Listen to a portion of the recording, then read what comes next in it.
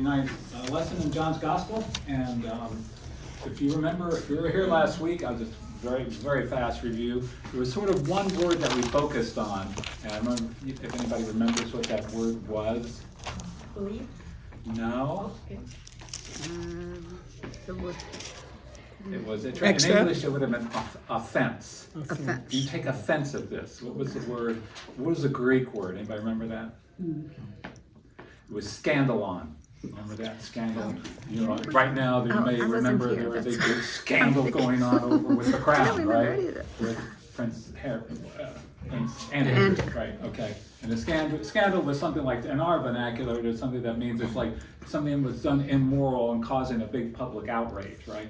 Well, in this case, scandal in the scriptures here was basically the offense of the cross, where we have, to the Jewish people, the offense of the cross is that their own Messiah was going to have to die for them. You know, that why would they have to go through and kill their own Messiah, basically?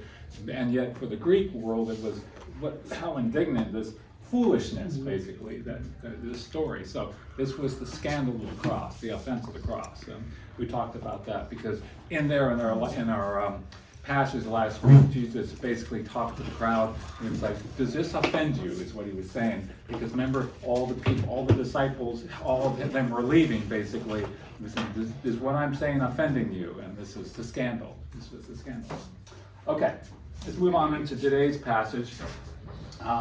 And what we'll do is, Heather, do you feel like reading? Sure. Okay, we're going to break this up into paragraphs. So Heather, John, Ben, do you feel like reading? You got your reading too? Yeah, that's fine. Okay, read Heather, John, Bill, and then Jana, you take the last paragraph there. After these things, Jesus walked in Galilee, for he would not walk in Jericho because the Jews sought to kill him. Now the Jews' feast of tabernacles was at hand.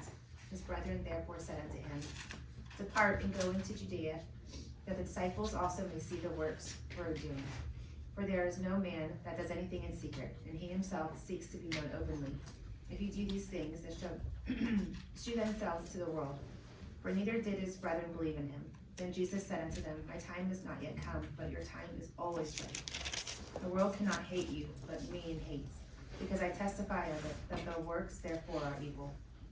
Go up to the feast, I go not up yet to the feast, for my time is not yet full to come. Okay, Bill? Ben, sorry. But when his brethren were gone up, they went he also up unto the feast, not openly, but as it were in secret. Then the Jews sought him at the feast, and he said, Where is he? And there was much murmuring among the people concerning him. For some said, He is a good man. Others said, Nay, but he deceiveth the people. Howbeit no man spake openly of him for fear of the Jews. Okay, Bill? About the middle of the feast, Jesus went up into the temple and began teaching. The Jews therefore marveled, saying, How is it that this man is learning when he has never studied? So Jesus answered them, My teaching is not mine, but his who sent me. If anyone's will is to do God's will, he will know whether the teaching is from God, or whether I am speaking on my own authority.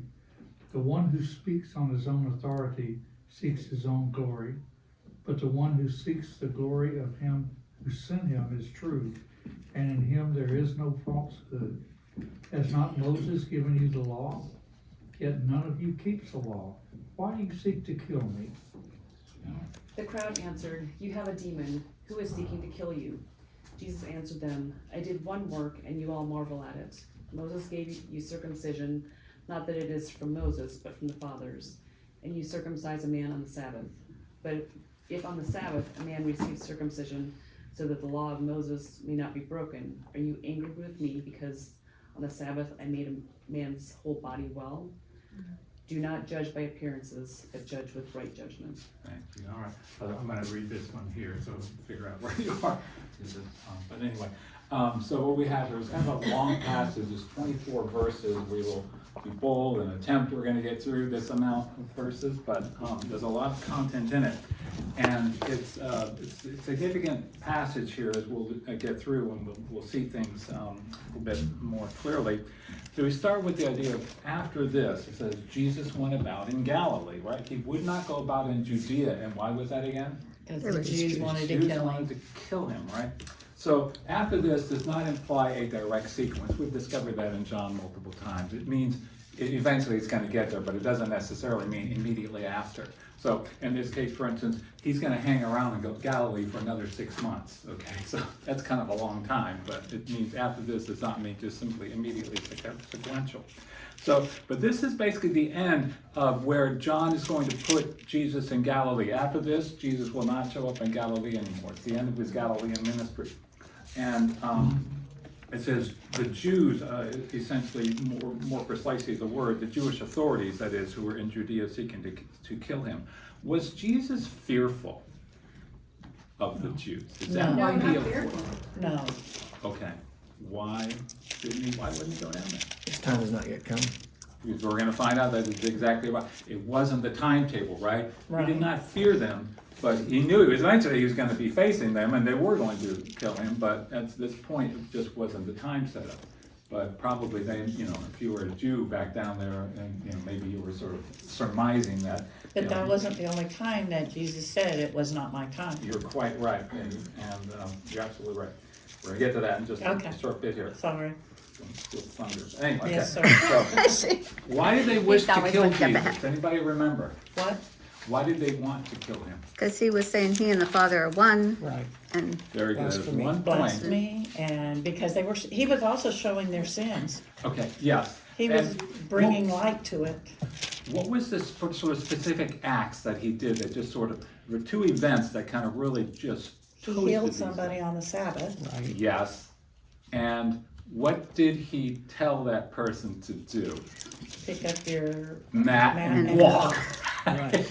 That just burned them, okay? They did not. Did they care about the healing? yeah. No! Don't take your bed on the mat. It's the Sabbath. It just infuriated them.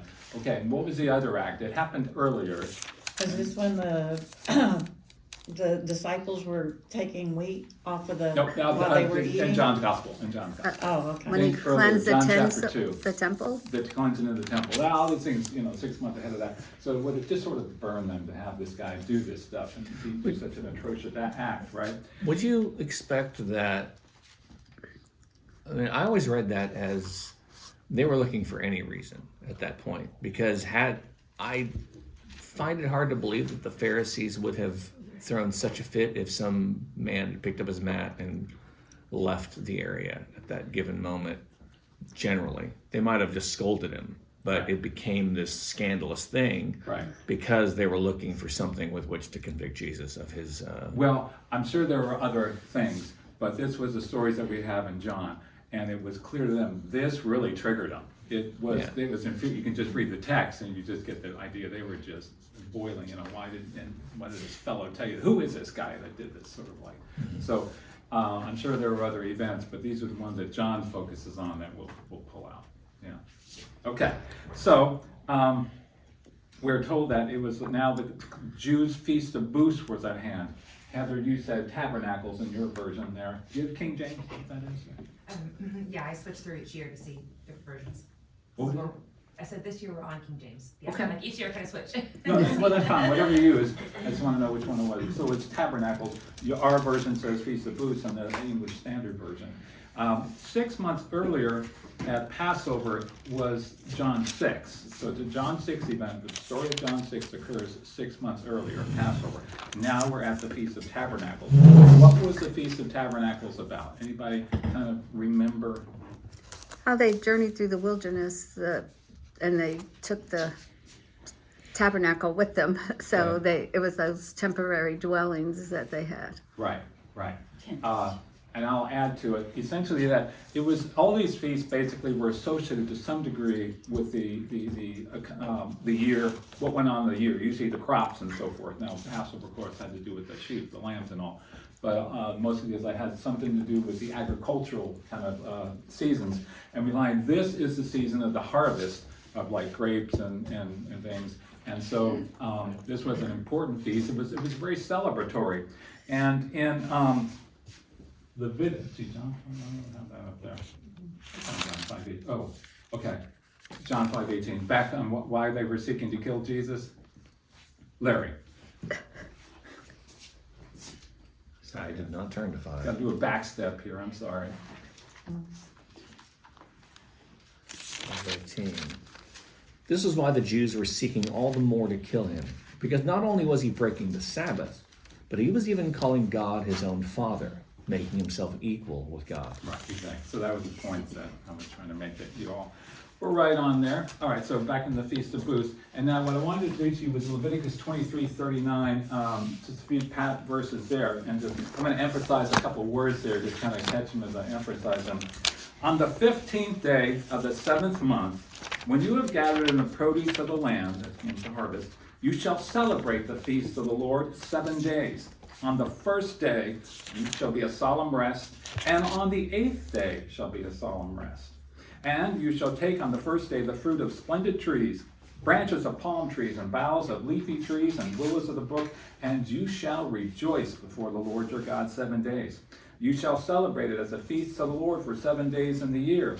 It is a statute forever throughout your generations. You shall celebrate it in the 7th month. You shall dwell in booths for 7 days. All native Israelites shall dwell in booths, that your generations may know that I made the people of Israel dwell in booths when I brought them out of the land of Egypt. I am the Lord your God. Nothing like being forced to celebrate. What was their definition of celebrating? Well, I think it was be happy. I mean, in the sense, I'm not saying be drunk and all, but there was a sense of, this is not so solemn that you're not, not to have any kind of friendships or, even sexual intimacy and those sorts of things and all that. But it is one of just simply where we are to rejoice and be happy. It's not a solemn, somber occasion. Yeah, not Mardi Gras, though. Yeah, exactly, right, I wouldn't call it Mardi Gras. It is a joyous time that we have brought in all the harvest and so forth, and so now we can celebrate the goodness that the Lord has provided. That's, there wasn't any particular ban on things that you couldn't sort of do in that sense. But it's interesting that it was bookended by what? Days of rest. Days of rest, interesting. So, but anybody who were to reside in these booths, they would make up these little tents and all. And the idea was you will do this because it remembers, because this was basically when you get to the land, when you get the promised land, I want you to do this because it's going to help you remember that you were with me and I was dwelling in your midst. Okay? Remember, I don't know if you were here last week, you saw Aaron on the screen with the tabernacle and the tribes around it. That's what they were to basically kind of remember. Okay, on this bench, it'll also be on the 8th day, a special water pouring ceremony that will come later in the chapter. But the feast ends and starts and ends with rest days. The message of tabernacles is exactly pretty much what Aaron talked about last week. It's the grand biblical promise. Does anybody remember what he said was the grand biblical promise? I will be with you, or I shall be Among you. your a God. God. You shall be my people, and I will dwell in your midst. Okay? Those are the 3 statements of the grand biblical promise, right? Could you repeat those, please? Sorry? Could you repeat those, please? I shall be your God, you shall be my people, and I shall dwell in your midst. Okay? So, the tabernacle in the wilderness was God dwelling with his people, right? It was to be instituted to keep this truth in their heart and minds once they entered the promised land and they finally went to their assigned tribal land designations. They were to spread out, but they were to collect every year and do this, go through this remembrance to remind them they were in the wilderness. God, is their God. They're the people of God, and God was dwelling with them. So, ironically, it's interesting, we look at Jesus himself because we find that same word dwelling, remember, in John chapter 1, verse 14, sort of a partial fulfillment, you might say, of tabernacles that was directly related to Jesus. And the Word became flesh and dwelt among us, and we have seen his glory, glory as of the only Son from the Father, full of grace and truth. All right, so we find Jesus himself dwelling among us. That is God dwelling in our midst, right? In a very literal fashion, a picture of it. And then, so this was to be a celebratory feast, and it's interesting that even Nehemiah comments on it. Now, Nehemiah was written after the exile. They came back to the land after the Babylonian exile, and he kind of comments a little bit about the rejoicing that had happened. In Nehemiah chapter 8, verse 17, Cindy? The whole company that had returned from exile built booths and lived in them. From the days of Joshua son of Nun until that day, the Israelites had not celebrated it like this, and their joy was very great. So it kind of fulfills the idea of the very great rejoicing aspect of this, right? Typologically, that is, we see it as a picture. This tabernacle is, as I said, the grand biblical promise, and we see it in its fulfillment, Peggy, in Revelation 21, 3-5. Sorry, give me a second. And I heard a loud voice from the throne saying, Behold, the dwelling place of God is with man. He will dwell with them, and they will be his people, and God himself will be with them as their God. Number 4. He will wipe away every tear from their eyes, and death shall be no more. Neither shall there be mourning, nor crying, nor pain any more, for the former things have passed away. Okay, thanks. That should have been 4. Okay, so do you see the idea of this picture of tabernacles is eventually going to be fulfilled as we get to this picture in Revelation when we finally get to heaven and that aspect get to the eternal state. So it's an important feast in that regard to bring to remembrance. All right, let's move on. In verse 3 it says, So his brothers said to him, Leave here and go to Judea, that your disciples also may see the works that you are doing.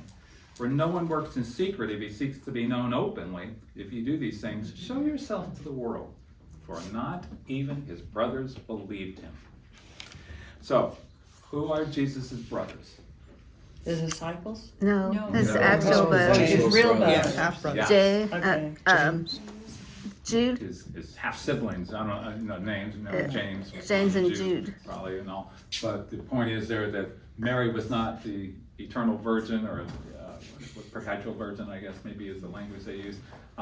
So we understand that she did have other children via Joseph, but these were his physical half brothers, obviously. So, and at this point, the brothers, are all unbelievers, and to a certain extent, maybe even Mary, we could presume in that.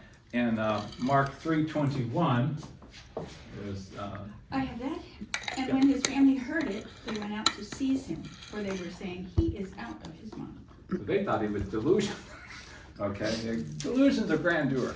And he says his family, so I'm not sure if it's just his brothers, but I'm including maybe his own mother was part of that. I'm not sure. But anyway, it had been basically 27 months, a little over 2 years since the incident at Cana where he turned the water into wine, right? That was some time ago. And 6 months prior to this point was when all of his disciples left him in John chapter 6, other than the 12, as far as we can see. I So, thought Mary was very supportive. well, she certainly, we would certainly hope so and think so. We just, you go through phases.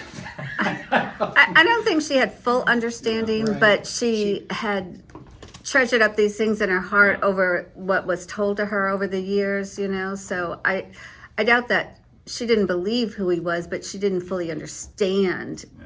all the I'm ramifications. sure that'd be probably the best way to explain it. I wondered if the way that he was conceived was ever relayed to anybody else, you know what I'm saying? Well, I mean, That his half-brothers or whatever would understand that his birth was miraculous. I don't know what went on in the family as far as Mary and Joseph And communicating. that's one of the those things, the I know. Bible doesn't even I know. touch it. I know. Other than when he returned to, I wouldn't, it'd be tough for a brother or sister, sibling to leave this kid who, Right. Hey, God's your brother, yeah. And we don't know how much time was between them I either, know. because we don't, when he went up to the temple when he was 12, there's no mention of other Yeah, extended that's the family. only, I But- mean, his birth, he's Right. 12, and then his That's it. ministry. Yeah, that's it. And in between, there's nothing. You can speculate, just don't go overboard with it, but yeah, no. Well, his own village said, who is this? We know Jesus. Yeah. He's Who the son comes- of the carpenter. How can Yeah. he say he's How the can son of me? something Right. good come Right. out of Nazareth? Right. Yeah. I mean, you can understand Yeah. why they would think the way they would in terms of like, we can't believe, can't Right. accept this. So I don't think it was public knowledge. He wasn't being spread. Yeah, throughout and besides, he was in Nazareth, not Bethlehem, where all Yeah. the, miracle things happened too, Yeah. Do you think that the brothers were aware of all his disciples leaving him 6 months earlier? Probably. I think so too. Yeah. I do. It would, to me, it would be odd if they didn't. Yeah. Because it had been a big crowd. Right. Yeah. And so, they lived in the same town, basically, Capernaum. So Right. you would have known these things, So that's what I'm wondering. If basically with their motive and sort of goading Jesus, you might say, to go to the Feast of Tabernacles, was it for nefarious reasons or was it for genuinely good reasons? So, in the sense of nefarious, sort of to rub in this idea of you lost all of your disciples there, maybe you can get some new ones down there or something like that. Or more genuinely, like, it'll inspire others to maybe replace the ones you lost. We don't know the motive and all. But it maybe was let them see your miracles, you'll undoubtedly gain new disciples once you're down there, So it's certainly logical to utilize the Feast of Tabernacles to get new disciples because it would be this huge crowds there. And of course, by his miracles, you gain popularity and attraction very quickly. Now, Jerusalem was very central to the Jewish life there. I mean, it was the focal point. We think of Washington, D.C. or New York City or something in that sense. But his brothers were correct that eventually he has got to get accepted in Jerusalem. Yeah. It's sort of like the Sinatra song, New York, New York, right? If I can make it there, I can make it anywhere, okay? So he has to go to Jerusalem. He has to get accepted there. And he has to show himself to the world. What does the word world, as we would understand it, mean to them? Their area. Well, yeah, they're the Jewish area, Jewish, right? The Jewish people, so to speak, Yeah. the nation of Israel, you might say. Certainly not China. Yeah, exactly. Exactly right. Now, his brothers obviously knew of his miraculous ability, but because they were at the incident in Cana, right? They turned the water into wine. They didn't perceive the significance, and they could not understand his real identity. And now let's read the next verse. Jesus said to them, "My time has not yet come, but your time is always here. The world cannot hate you, but it hates me because I testify about it that its works are evil." His brothers are just thinking in this general worldly wisdom kind of mindset, right? But Jesus is declaring to them, he has a much higher purpose than he serves, right? It doesn't matter for them. It's insignificant as to when they go and do things, right? It's very significant as to what he does. So this is very much kind of like when he says, "My time has not yet come." I think who said it about my hour? Was that you, Peggy? Yeah. So it's sort of like that same thought when he says to his mother, "My hour has not yet come yet." Very similar to that. Again, the brothers, it really didn't make a difference. He says the world cannot hate you. Why does he sort of say that? Because they're part of it. They're in the world. I mean, they're not from above in the sense of, they're just people like. Right. And they're part of this mass of humanity that is, basically in rebellion against God himself, and they need to be saved, and the world does not, hate its own. I mean, yeah, there's hating between people, but in a sense, but in the big picture, the world loves the world, and we're all part of the world, and so it's not going to hate you because it loves itself. Because you're a sinner. Yeah, exactly right. In John 1:10, we see this aspect. I have it up there. No. Okay. He was in the world, and the world was made through him, yet the world did not know him. Right? And because they're part of the world, so the world's not going to hate them. It also reflects that John 3:19 to 20, the idea of its hostility to the Lord. Yeah? And this is the judgment. The light has come into the world, and the people loved darkness rather than the light, because their works were evil. For everyone who does wicked things hates the light and does not come into the light, lest his work should be exposed. Right, it's just, we're all like cockroaches, right? When the light turns on, we just scatter. We don't like, anybody in here like to have their evil deeds exposed? I mean, it does not feel good, right? When we're showing up for something that we did wrong, and it's like, I mean, there can be 100, gazillion different things, but some of them are sort of more trivial or light, but they can be very serious, obviously, consequences, and we see the results of those in the news every day. But nobody really likes to be exposed to told that you're wrong. There's just a shame about it that we know it's inherent of morality, right? That, You'd be saying, please tell me more about how bad I am. Yeah. Yeah, nobody is gonna. Exactly. And Christ is the one basically who shines the light of his holiness on it and shows us our need for a Savior and shows us how bad we are. It's just that human pride that we don't, want to think of ourselves as we really are, truly in our hearts. He says, you go up to the feast, verse 8, you go up to the feast. I'm not going up to this feast, for my time has not yet fully come.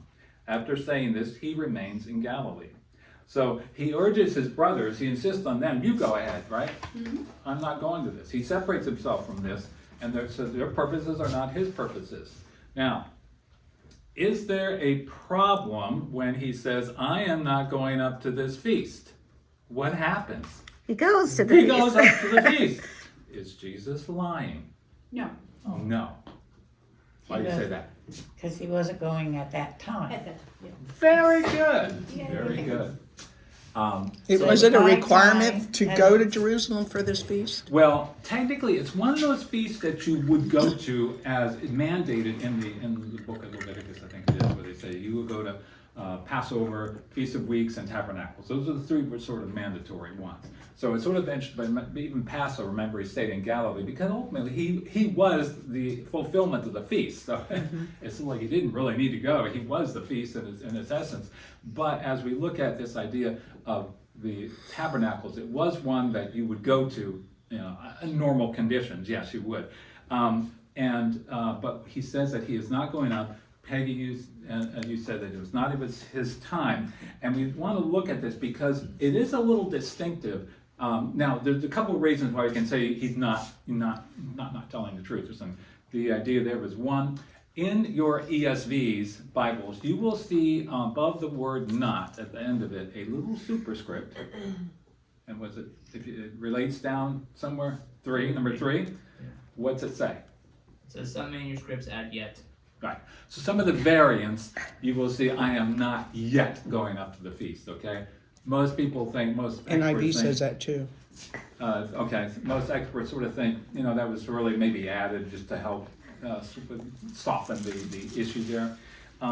But as we look at it, we can look at it a little bit more deeply, because in the Greek, there are basically 3 uses of the word time, and one of them, I'll just put it up here, was the word ora, okay, looks like hour. We basically get the word hour from that. Mm-hmm. When he said to his mother, my hour has not yet come, okay? And the idea of this is really very specific. It sort of has a theological drive to it.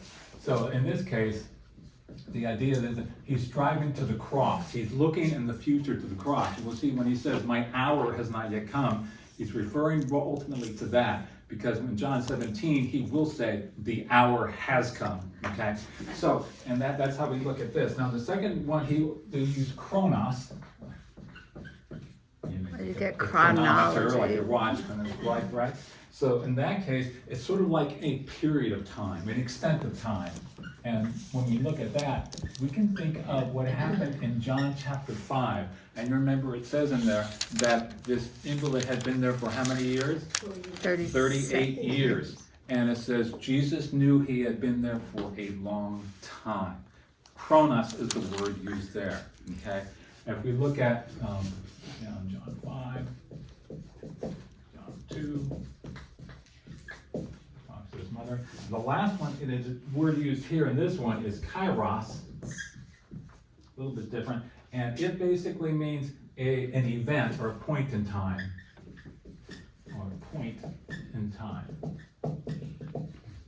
So it's sort of like saying, Jesus is saying, it's not the right point in time for me to go up to the feast. It is not the suitable time for me to go.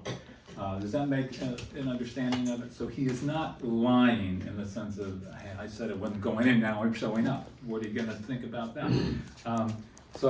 Jesus' intent was not to go up. I think we need to look at it in the sense of Jesus' intent was not to be a pilgrim to the feast. When you think of pilgrim, it's these mass of people traveling, some of them up from Galilee, from the surrounding area of Judea, but also from the diaspora, those people that were far away, that were out, up in Greece or Italy or in the islands out there and all, that would travel sometimes occasionally to these feasts. And also, those were the pilgrims who came to the feast. And Jesus said, I'm not going to be a pilgrim. He has another designation to do. And we'll see that momentarily. So I wonder if his brothers stayed with him and waited until it was No, his turn. no, they did not, because they went. Yeah. Because So, after his brothers had gone. Yeah, so he's not going up public. Now it says also that he says he is not going up publicly, right, with the rest of the crowd. So he's not lying. He stays in Galilee until directed to go to Jerusalem by the Father. Does Jesus, when he says my time has not yet come, does that maybe instruct us something about how we ought to be patient concerning God's will and sovereignty in our own lives? Mm-hmm. Yeah. In his time, Yeah, what is that he song? has his time, right? There's that song from In his time. Yeah, exactly. That was kind of a neat little song there. Yeah. In verse 10, but after his brothers had gone up, Cindy, Right, okay, yeah. then he also went up, but not publicly, but in private, okay? The Jews were looking for him at the feast and saying, what were they saying? Where is Where he? is he? Okay. So they couldn't find him. Now, it's likely, let's say a couple of days had passed, so they're well into the feast. You know, remember, they're walking to Jerusalem, okay? It will take you a good solid 2 days, if not 3, to get up there, okay? So 2 days have passed, and the religious authorities, they would have remembered these things, remember? 18 months ago with the healing of the invalid, as well as the cleansing of the temple, okay? Still seething, still sore about that. Now, it's interesting, we don't hear anything about the 12 disciples until John chapter 9. It's just silent. It's one of those things we'd love to know, but, they're just not mentioned. So they would have walked 2 to 3 days. Jesus goes up to the feast, and so he's sort of traveling incognito. Doesn't want anybody to sort of recognize him or know about him. He doesn't want to cause any kind of attraction to him. And then,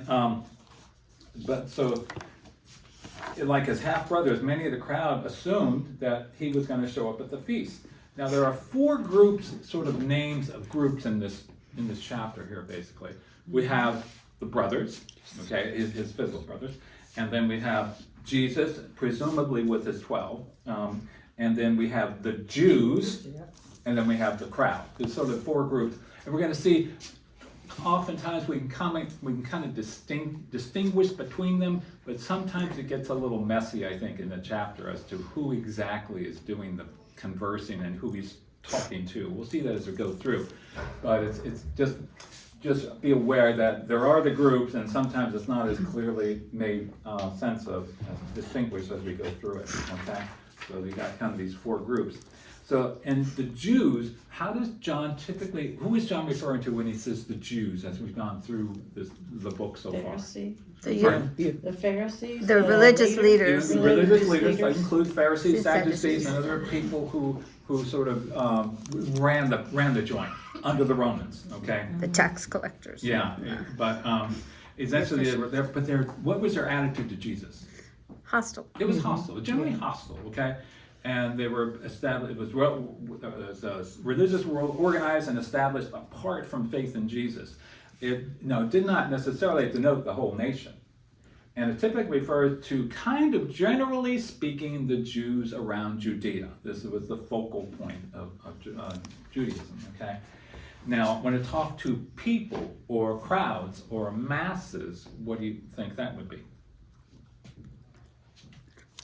Just the normal who would people. who would make up the people, or the throngs? The other people that. Yeah, just kind of the general sort of Public. population, Yeah. right? Some may have been supportive of Jesus, some maybe, a little doubtful about him, and maybe a little bit on the neutral side. They were certainly not overly hostile.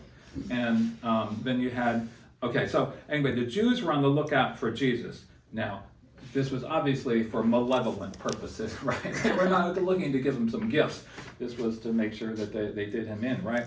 Tabernacles being probably the most attended of the feast would be a good forum for a rebel rouser to get some followers, right? And to try and overthrow the situation. So again, we'll look at the blending of the groups here a little bit. In verse 12, and there was much muttering about him among the people, while some said, he is a good man. Others said, no, he is leading the people astray. Muttering kind of gives the idea of kind of a negative connotation, right? Sort of like complaining, but it's really, I don't think that's the proper context of what that word means here. I don't think it's the best one. I think the NIV says it well. They were whispering about it. Yeah, Sort of widespread I whispering. think verse 13 explains why. Yeah. It says, yet for fear of the Jews, no one spoke openly You're of right. him. Yeah, you're gonna get So to that. that is Yeah. why they would be whispering Right. or Yeah. they were afraid that whatever they said could be used against Yeah, them. yeah, Because exactly they right. knew that the leadership was after him. Yeah, so it was, And that may be reason why, he wanted his brothers to go ahead without him. yeah, should be. Because he Don't- wanted to protect them. Maybe, that could be, maybe he was thinking about that, yeah, that's a good point, Peggy, I thought about that. But anyway, they were just whispering, it was hush hush, right? You can mention it, but don't get too loud about this, don't talk too loud. So they looked at him, they said, they were a good man or a bad man, right? Good man, they're probably aware of his character, but they lacked the true perception of who he was. They could see he did good things, right? The bad man, no, this guy's leading the people astray. And that's echoed in Deuteronomy 13:5. Do you have that, Cynthia? Yes. But that prophet or that dreamer of dreams shall be put to death, because he has taught rebellion against the Lord your God, who brought you out of the land of Egypt and redeemed you out of the house of slavery, to make you leave the way in which the Lord your God commanded you to walk. So you shall purge the evil from your midst. So what was the consequence of this? They could be put To to death. death, okay? This is a very serious charge, okay, that they were basically, they could nail him with if he wasn't careful, okay, if they got their way. He was leading the people astray to follow, basically, the idea of following other gods. So then it says in verse 13, Peggy, yet for fear of the Jews, no one spoke openly of him. So this was the Jews, this was their cancel culture, kind of like, okay? The idea of, you don't even speak the name. You may have heard it in some of these protests over the last few years. The idea was, say her name, or say his name, a person that had died, so forth, at the hands of the police or something like that. And why is that something that they want done? Recognition. Recognition, right? That something is still not taken care of. We still have this matter to deal with, okay? So they don't, if you suppress it, you don't have to deal with it, right? So the idea there was, even in Exodus 23:13, Abby, you got that? We'll have it. Pay attention to all I have said to you, and make no mention of the names of other gods, nor let it be heard on your lips. Interesting. God himself said, don't even mention the names of these gods on your lips. And it wasn't because God, of course, was just like fearful of them overpowering him, but he didn't want his people following them to be fooled by them, right? And all. So in verse 14, about the middle of the feast, Jesus goes up in the temple and began teaching. The Jews therefore marveled, saying, how is it that this man has learning when he has never studied? So we're in the middle of the feast, okay? That was the same thing they said when he was 12, that he amazed them. Bingo, very good. We've got that up here Oh. somewhere. You're stealing thunder, watch it. Okay, so. Yay! It's not me. Right, okay. It's his front row, they're doing. Yeah. So in the middle of the feast, and he doesn't go with the pilgrim, he doesn't go with the crowd, okay? Where does he go? To the temple To courts. do what? To To preach. teach, okay? So I think everybody just figured he's going to blast them with miracles, and instead he does teaching, interestingly enough. Now they are, of course, amazed because he had never gone to rabbinic school to be a rabbi and so forth. So they're all amazed. Where did he get this teaching? He never had studied, okay? So, and as I said, as you basically pointed to, and I'll have Wendy read, I wonder if any of these guys remember from like 18 years ago this incident. Wendy? After 3 days, they found him in the temple, sitting among the teachers, listening to them and asking them questions. And all who heard him were amazed at his understanding and his answers. Right. I don't know how old people were, and if anybody might have connected the dots to think, that reminds me of something that happened almost 20 years ago. But this is basically kind of a brazen act that Jesus did, to just basically step into the temple without having the credentials that you might say of a normal rabbi, been through, got his PhD or whatever, that kind of stuff, to all of a sudden take authority and assume that he could do that. And ultimately, it was really, the irony of it all, because here you have himself, the Word of God, right, from John 1:1, the Word who was with God, the Word was God, who was in their very midst, and they didn't see it or recognize it. So was there a place that teachers could go to, just because when Paul was visiting all the things, he'd go to the Jewish temple first and teach. So did they just have a pulpit that anybody could use, or I was think it was open to other speakers, provided you had some idea of what you were talking about, some acceptance in the general crowd, probably, that you had from their experience of you, knowledge of you, that you knew the scriptures and could say something about it. I don't think it was closed off only to specialists and so forth like that. I'm thinking more of the backcountry up in Judea, up in Galilee and so forth like that, because we know Jesus stood up and did stuff in the synagogue there. But maybe in the temple, it was a bit more control over things, I'm assuming, kind of like, yeah. Okay, so we look at now what Jesus responds. He said, and he answered them, verse 16. So Jesus answered them, my teaching is not mine, but his who sent me.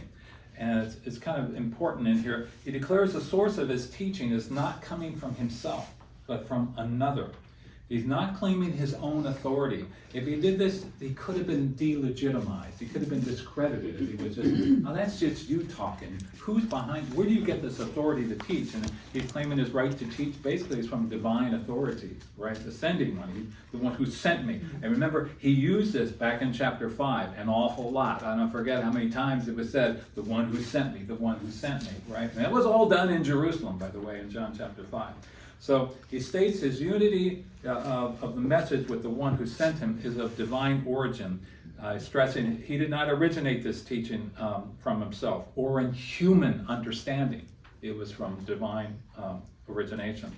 The rabbis, all they did, whenever they did, they would just take the previous rabbi's interpretation from ages ago, decades ago. There's Rabbi Joseph said this, and so forth. This is what it means. But Jesus did none of that.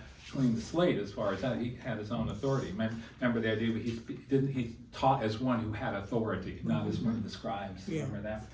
So, verse 17, if anyone's will is to do God's will, he will know whether the teaching is from God or whether I am speaking on my own authority. The one who speaks on his own authority seeks his own glory.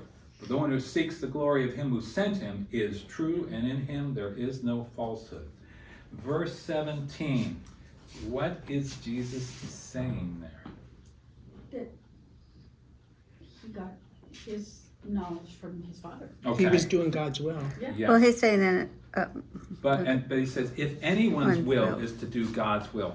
And so Leon Morris, in his commentary, he says, he comments, Jesus' competence as a teacher is questioned. Now he questions their competence as hearers. Okay, but the point is, he's saying that in order to have a true understanding of what he's saying, you have to have faith.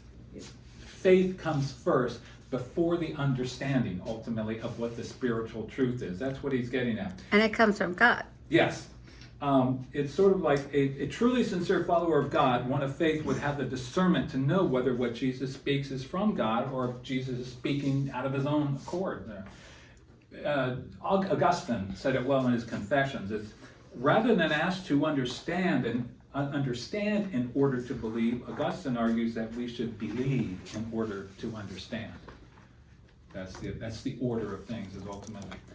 So we must see through the eyes of faith in order to understand ultimately what Jesus is saying. Okay? Who was the teacher, Gamaliel, or whatever his name Yeah. is, and when they said, is this man of God? And he said, well, let's see Right. if his words are true. Right. If they're not, he's just going to pass away. But Right. if we Then act- persecute him, right. we're going to make him a martyr or whatever. Right. Exactly right. Yeah. And it was like, we just see it'll either it's going to die because it's not from God, or if it is from God, you're going to find yourself battling against God. Do you want that? So yeah, exactly. In verse 18, it says Jesus bases his teaching on if he based his teaching on his own authority, he would delegitimize the message. So, but even the idea is there, if you speak for yourself, you're speaking to get your own glory.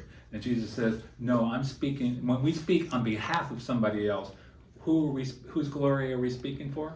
The one who we're speaking for, right? That's the whole point of what he's saying there. So he says that he doesn't say he speaks the truth. Did you notice that? He says he is the truth, and nothing unrighteous is present in him. That's that last phrase there. The one who seeks glory of him who sent him is true. That's Jesus, is true, and in him there is no falsehood. In him there is no untruth, basically. It's all true, everything that I'm going to say. It's like Jesus saying to, what is it, Philip? John 14:6, I am the way, the truth, and the life, right? Okay. He says in verse 19, has not Moses given you the law, yet none of you keeps the law? Why do you seek to kill me? Now, the Jews obviously prided themselves on keeping the law, the religious authorities, the Pharisees obviously for the most part, certainly. But Jesus draws attention between you have been given it, you are receivers of the law, versus you are keepers of the law. Big difference, okay? You can receive it, but you don't necessarily keep it. Those are two different things. Certainly the Jews were recipients of it, but they didn't follow it either in the totality of it or in many specifics. And Jesus specifically is calling them out for a certain breaking of a commandment, which was murder. Okay, why are you seeking to kill me? Right? Okay. So they were hypocrites on one hand saying, yeah, we follow the law, but on the other hand, they were wanting to kill Jesus. Can we be guilty like them in many ways of saying, yeah, we follow Christ and so forth, but on the other hand, we've got our own ulterior motives that would certainly cause us to be seen as, breaking our own understanding of what faith amounts to in the Christian life. Yeah, so take it to heart. We can easily see these guys as hypocrites, but also we have our own hypocrisy to deal with in our own lives, of course. Okay, so the next portion is a little on the complicated side, but we're going to dissect it here.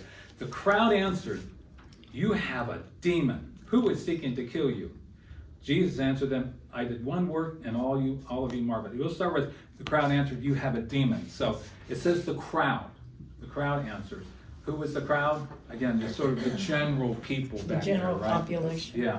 So, the crowd answers Jesus. We're not exactly sure who it is. Maybe the out-of-town visiting pilgrims, that's presumably, probably, because they wouldn't have known about this conflict between the two parties, between Jesus and these leaders, right?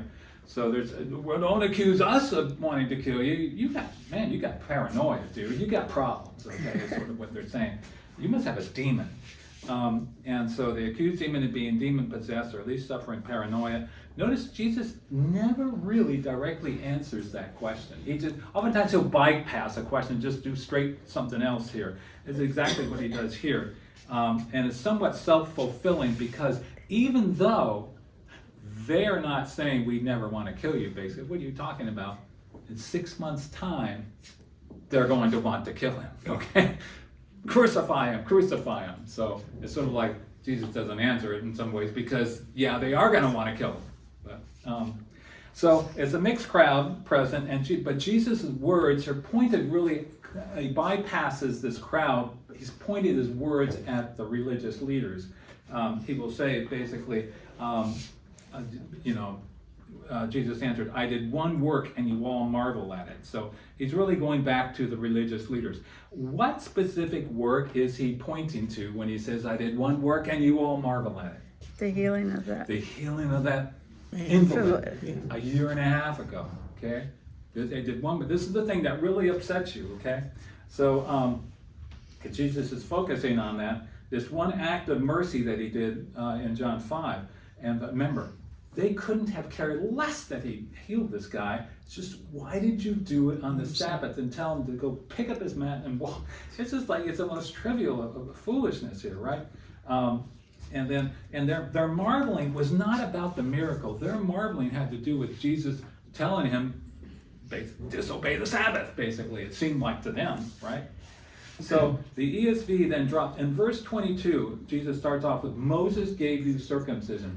I will say, and Heather, what does your verse start with 22? Mine says Moses therefore gave unto you Okay, circumcision. therefore, okay. We do not have that therefore, okay? That therefore is other versions will translate it as for this reason, basically. It was on account of this. It's a word dia, it's D-I-A in the Greek. And the ESV just, I couldn't care less. It's very important. Jesus is connecting verse 21 with 22. This idea of, I did this miracle of healing and all, and the idea was, this is why it is in the Mosaic law, okay? So we missed that in the ESV. It's a little bit in the King James there. But it's an important word. It says, Moses gave you circumcision, not that it was from Moses, but from the fathers, and you circumcised a man on the Sabbath. So the idea of circumcision, we all know what that is, but the idea of it, what was important about it? What did it prefigure? What was its point? To mark you as a Jew. To call you out as who you are. Who you Separate, yeah. What brought you into the covenant, right? Yeah. The Abrahamic covenant was really the key to it. And the idea, also, we know that God will say, circumcise your heart. And it had to do with basically purification. It was a ceremonial kind of a thing, a ritual. But it was done, obviously, on the 8th day. On the 8th day, which is very significant of what happens here. This is where much of the conflict is going to be. But we look at circumcision, they would have seen it, the Jews, as sort of like a perfecting rite, something of improvement, something, interestingly, of healing, something that would make something good, an act of goodness, basically, because you're bringing somebody into the covenant and all. So it was a healing and so forth like that.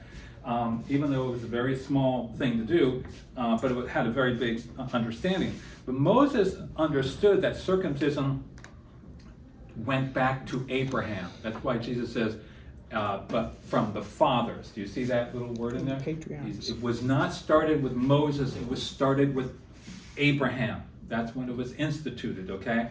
And it's kind of important because the idea is there that Moses understood he had the Mosaic law, but it was subservient to what happened at Abraham's time. Abraham, circumcision was a primary act that you had to keep. He had to bring it into the Mosaic law. It was that important. He had to bring it in, okay? And he made sure of it. And in Leviticus 12, 1-3, Mr. Brent, you have that ready? I've got it. Then the Lord spoke to Moses, saying, Speak to the sons of Israel, saying, When a woman gives birth and bears a male child, then she shall be unclean for 7 days. As in the days of her ministration, she shall be unclean. And on the 8th day, the flesh of his foreskin shall be circumcised. That's all we hear about circumcision in the Mosaic law. That's it, okay? Did you hear any kind of verbiage about, regardless of whether it's the Sabbath or not? No, nothing On in the there. 8th day. This is the idea of this supersedes anything that has to do with the Sabbath, okay? So this 8th day circumcision had a higher precedence in the Mosaic law. It was presumed that way, but never stated. And it was considered, as I said, an important act of perfecting, of healing, of kindness, a good to do.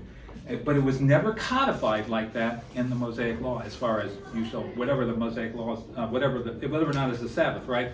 So Moses ensured that the Sabbath would not prevent this benevolent act of male circumcision, okay? He made sure of it, even though he didn't say it.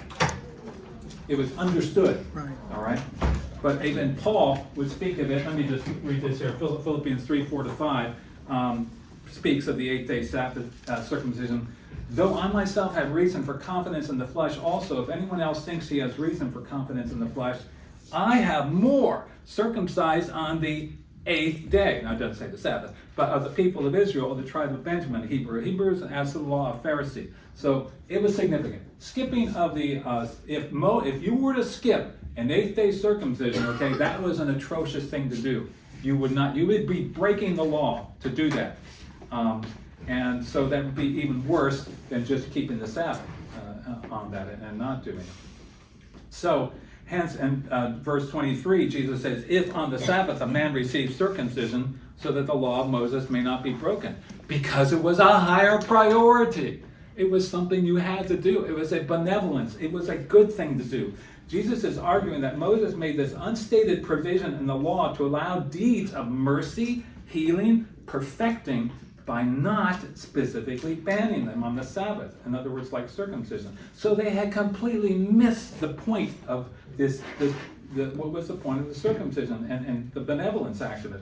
Jesus makes the argument from the lesser to the greater, okay? If it is righteous to do an act of perfecting, that is a ceremonial circumcision on a person on the Sabbath, which just affects a very small portion of the body, how much greater the mercy and goodness to provide whole body healing to a person on the Sabbath who has been crippled for nearly 4 decades and living in abject misery. Thus, why are you angry with me? Because on the Sabbath I made a whole man's body well. Do you see the point? Okay. They were practicing the letter of the law, but not the spirit Exactly of the law. right. The invalid's healing demonstrates that Greek dia, why that's necessary, why Moses made the provision. So Jesus employs irrefutable logic to the Jews. If they don't get busted for doing a good work on the Sabbath, doing circumcision, for which there's no explicit language for its allowance on the Sabbath, and which by nature is only a symbolic act, then how can the Jews bust Jesus for doing an astoundingly greater good work on the Sabbath that actually provides true physical healing? If they want to bust him, they better look in the mirror. If he's guilty, they're all the more guilty since he had done a much greater good. Since they're not guilty of the Sabbath breaking with respect to circumcision, then neither is he guilty. He's innocent of breaking the law. Okay? However, according to Jesus, the Jews were thus the ones breaking the law because they were prohibiting this merciful act of goodness that Jesus had done on the Sabbath. I'll finish up with this quote here. Leon Morris says it well. Had his opponents understood the implications of the Mosaic provision for circumcision on the Sabbath, they would have seen that deeds of mercy such as he had just done were not merely permissible, but obligatory. Moses quite understood something should be done even on the Sabbath. The Jews had his words, but not his meaning. They misinterpreted the significance of the Sabbath. And I'll just add that even when you look on the requirement of the Sabbath in Exodus 23:12, it says 6 days you shall do your work, and on the 7th day you shall rest, that your ox and your donkey shall have rest, and the son of your servant, maidservant, and alien may be refreshed. So you look at that even on the Sabbath, it was made for the animals. Okay? Right. So why was he have why do you have this burr? Kind of like anyway. Any questions or comments? Okay. Well, let's pray. Lord God, thank you.